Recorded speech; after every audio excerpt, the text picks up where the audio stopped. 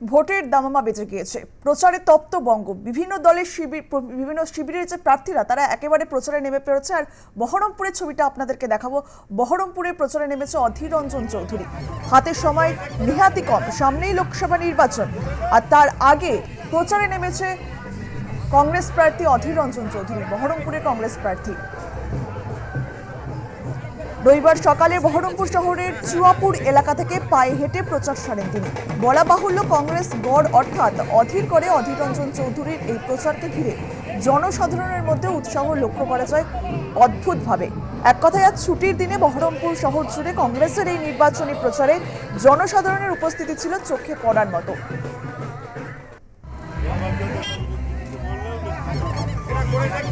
টেলিফোনে রয়েছে আমাদের প্রতিনিধি শঙ্কর গোস্বামী।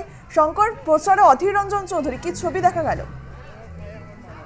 একেবারে নিশা, এটা আর বলার অপেক্ষা রাখে না যে সামনেই লোকসভা নির্বাচন, আর এই নির্বাচনের হাতে যেহেতু নেহাতি সময় কম, সেই জায়গা থেকে প্রত্যেক রাজনৈতিক দলের যারা প্রার্থী রয়েছেন বিশেষ করে তারা এই মুহূর্তে উঠে পড়ে লেগেছেন নিজেদের নির্বাচনী প্রচার, নিজেদের সমর্থনের নির্বাচনী প্রচারে।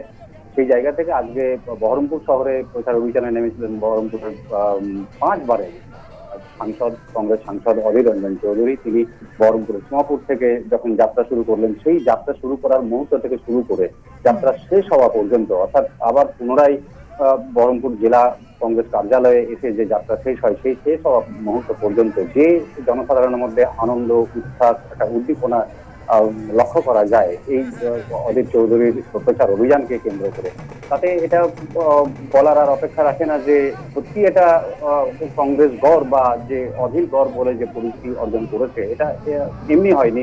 এটা জনসাধারণের সমর্থনের কারণেই হয়েছে, এটা আজকের দিনেও পরিষ্কার ভাবে বোঝা যাচ্ছে। এখন লক্ষণীয় বিষয় এটাই দেখার যে এখানে তার প্রতিদ্বন্দ্বী হিসাবে এবার কিন্তু তৃণমূলের তরফ থেকে নির্বাচিত করা হয়েছে গুজরাটের তিনি ভারতীয় প্রাক্তন ক্রিকেট দলের একজন স্বনামধন্য ক্রিকেটার ইউসুফ পাঠান, তাকে প্রার্থী করা হয়েছে এবং সেই জায়গা থেকে জেলা তৃণমূলেরও দাবি করা হচ্ছে যে ইউসুফ পাঠানই এখানে জয়ী হবে। অন্যদিকে কংগ্রেসের তরফ থেকে যেটা দাবি করা হচ্ছে যে এটা যেহেতু কংগ্রেস দল এবং অধীর গড় নামে পরিচিত, এখান থেকে যে বিগত দিনেও যেমন ভাবে কংগ্রেস এখানে জয়লাভ করেছে সেইভাবে একইভাবে এখানে কংগ্রেস জয়লাভ করবে এই লোকসভা নির্বাচনে, এমনটাই দাবি করা হচ্ছে কংগ্রেসের তরফ থেকে। সেই জায়গা থেকে অধীর চৌধুরী চ্যালেঞ্জে ছুটছেন যে যদি এই কেন্দ্র থেকে কোনো একটি ভোট এই কেন্দ্রে থেকে, যেটা বিগত দিনে দেখা গিয়েছে যে ভোটের সময় তৃণমূলের বিরুদ্ধে অভিযোগ উঠেছে যে তৃণমূল ভোট লুট করছে বা বিভিন্ন জায়গাতে লুটপাট চালানো হচ্ছে, সেই ধরনের ঘটনা যদি এখানে একটি কেন্দ্রে, মুর্শিদাবাদ জেলার একটি কেন্দ্রেও যদি একটি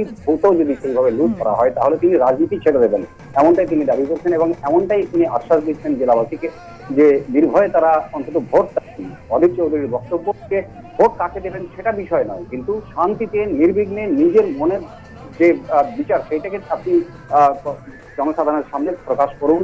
নির্বাচন যেটা জনসাধারণের যেটা অধিকার, সেই অধিকারকে আপনি সফল করতে সামর্থ্য হন। এইটাই আবেদন মূলত অধীর চৌধুরী অর্থাৎ জেলা কংগ্রেসের তরফ থেকে, যে শান্তিপূর্ণভাবে নির্বাচন হোক, শান্তিপূর্ণভাবে জেলাবাসী ভোটে অংশগ্রহণ করুক, শান্তিপূর্ণভাবে মানুষ নিজের যে মতামত সেটা যেন দান করতে পারে, এমনটাই তার মূলত এটা একটা অনুরোধ বলতে হবে। সেই অনুরোধই তিনি জানিয়েছেন মূলত, যে শান্তিপূর্ণভাবে যেন ভোটটা হয়। বেশ, ধন্যবাদ শঙ্কর। বহরমপুরে কংগ্রেস প্রার্থী অধীর রঞ্জন চৌধুরী তিনি রবিবাসরীয় প্রচারে নেমে পড়েছেন, আর এই প্রচারে ভিড় ছিল চোখে পড়ার মতো। এখনো পর্যন্ত বহরমপুর শহরে কিছুটা ভয় ভীতির বাতাবরণ আছে। অনেকে অনেক কিছু বলতে চাইছে কিন্তু সামনে আসতে পারছে না, যেটা আমার মনে হয়েছে। তো আমি বহরমপুরবাসীকে একটাই কথা বলতে চাই যে একটা বুথে একটা ভোট রিগিং করার ক্ষমতা কারো থাকবে না। যদি তৃণমূল একটা বুথে ভোট রিগিং করে বহরমপুরের কোনো বুথ দখল করতে পারে বা মুর্শিদাবাদের কোনো বুথ দখল করতে পারে, আমি রাজনীতি করা ছেড়ে দেব। বহরমপুরের মানুষ এই ভরসাটা রাখবেন।